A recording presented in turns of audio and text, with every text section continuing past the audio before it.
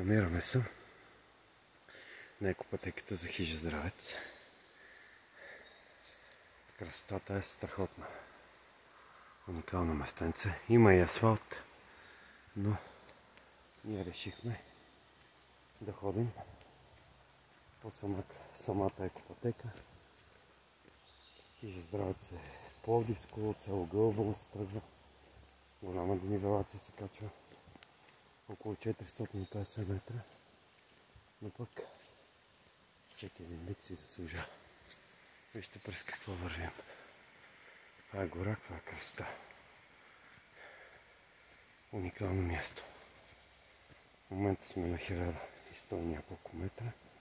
Хижата е на 1200 и няколко.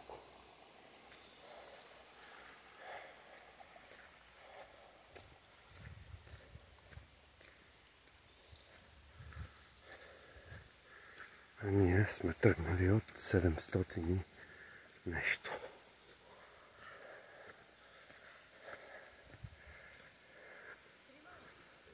Добре де. Аз си вървя леко. Ами това е.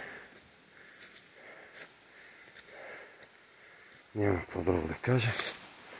Ето е рекичка долу. Супер.